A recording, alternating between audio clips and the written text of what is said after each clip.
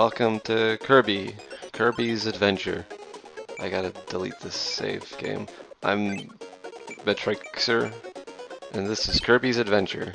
This is a good game for the Nintendo. Look, he's waving. Hello, Kirby. Let's go on your adventure.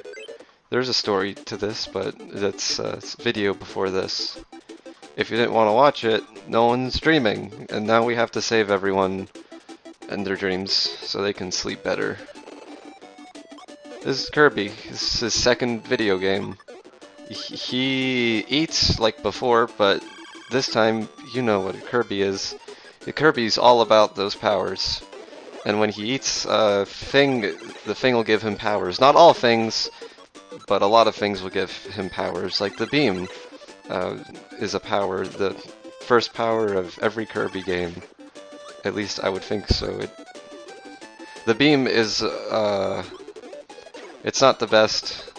If you get hurt, you can lose any power you can, and you can catch the star and shoot it out, but I don't. You can swallow the star too, but I don't like the beam power, so we're not gonna keep it. Kirby, be careful! Jeez. Kirby has new tricks up his sleeve, because he can slide kick, and he can fall on enemies. Which is a pro move if you know how to use it. Now don't tell anyone this is a secret, but this is a secret room with a secret bad guy. I'm not going to do anything with him because that should be saved for later. But now you know that's a secret. There are pits in Kirby, and if you fall on them you die, so don't do that. Luckily Kirby can fly. If you've played the Super Smash Bros. Melee, he's in there and he can do the same thing. Made by the same people too, so it all feels exactly the same. This is the spark power up. It's better than the beam. You can't use it in the water. Kirby just spits when you're in the water. But the spark is like a shield that slows the game down a lot. But it's kind of handy if you need it. It's a good area of effect attack. If you pause the game, you can read more about it. Like that. That's how you read it. Every time we end a stage, we have this little game here. And if you go to one, you get a 1-up. But if you don't, that's okay, because you get some points and Kirby will dance. And dancing's alright. Let's take a moment. Let's take a moment to listen to the hub music.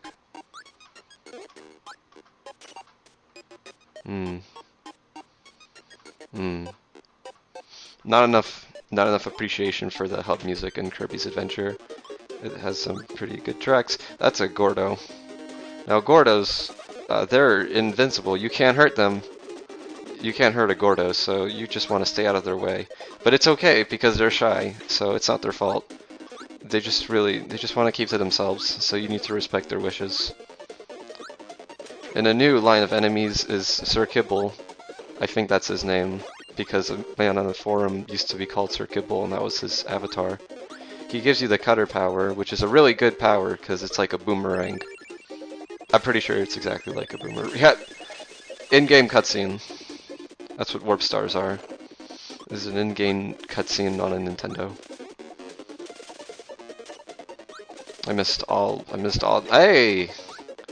That's it. We got one. There are mini-bosses sometimes. This guy, he likes to throw bombs at you. I don't know his name, though. Unlike Sir Kibble. He's a bit of a jerk, but because we have the cutter ring, we have range to our advantage. Which is good. This guy, you don't want to get close to this guy. He'll hop. In the event that you lose your power, as demonstrated here, you can usually defeat baddies by throwing the stuff back at them. Just be careful, because sometimes they might jump and you'll miss, and then it'll take longer to defeat them. Now that guy, he gave us Crash Bandicoot. Crash Bandicoot's a silly power, because you never need it when you get it, and you only get it once, so it's pretty silly. Stars can't swim, so don't put your star in water, because it'll die. There's more spark power. Sometimes in Kirby's Adventure there has to be there are puzzles that you have to solve, and then you gotta have the right powers to solve them. If you don't have the right power, though, it's okay, because enemies respawn.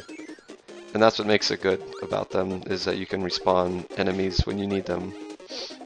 I don't trust these mushrooms, they don't. There's something about these mushrooms that are particularly fishy to me. Swords are for losers, so we're not gonna have any of it. No swords allowed in this, in here. Kirby's too cool for that.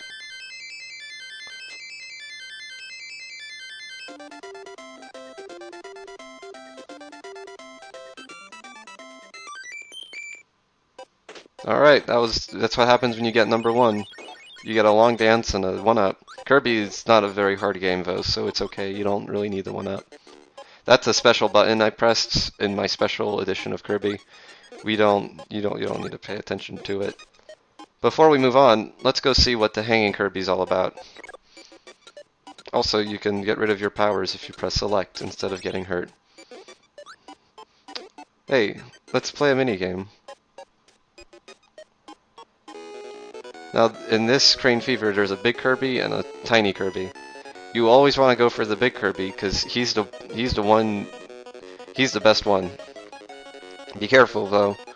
Big Kirby is really picky about how he gets picked up.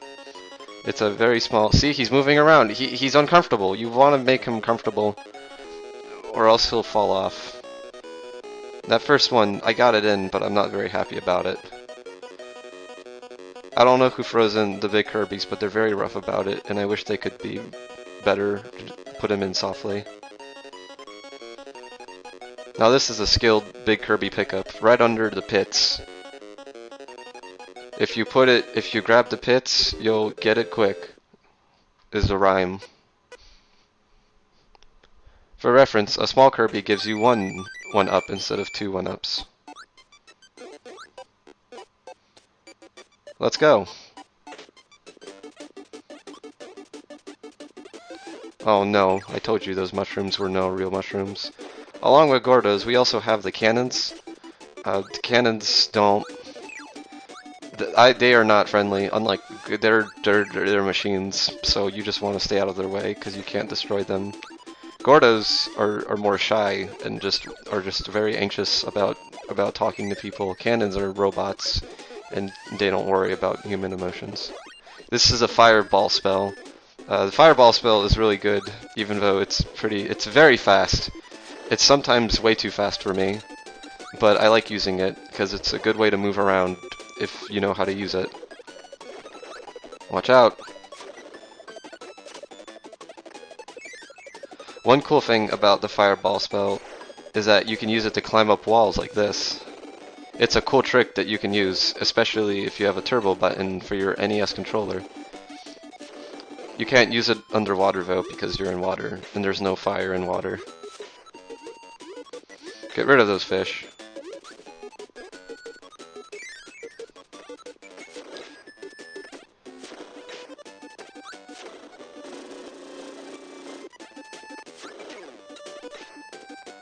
Kirby, you're silly. Kirby has 5 hit points, but... oh no. But usually you won't run out as long as you're careful. We have tomatoes in Kirby's Adventure, and they'll fill him right up. This is also the regular fire. You just spit out fire. It's not as fast or cool, but it's helpful in a pinch. Good. I don't like getting the number 1, honestly. It takes too long, and I'm all about running through the game. Ooh. This is a good jam. It's a party down there. We don't want to bother them. Oh no, it's an ice dog.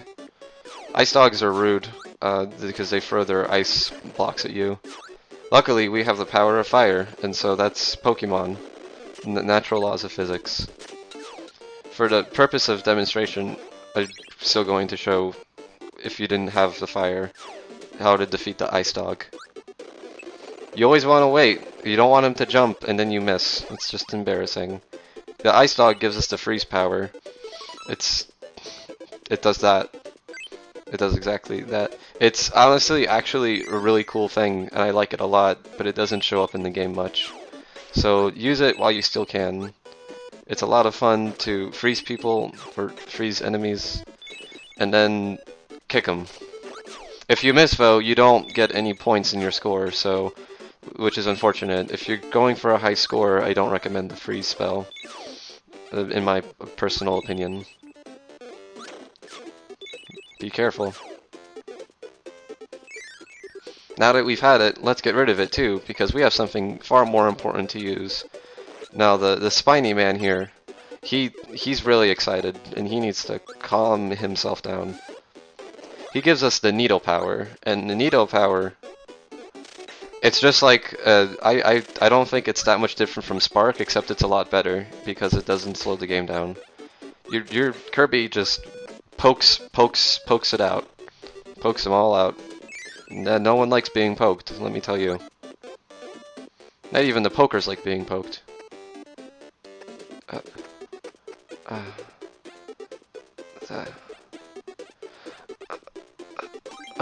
Okay, that's candy. You're hyper when you eat candy, like a small child, which is what Kirby is, but don't go through the cannons, because they don't care about it. You just kind of go through them like a strange pink ghost. Swords are for losers. Alright, that's it.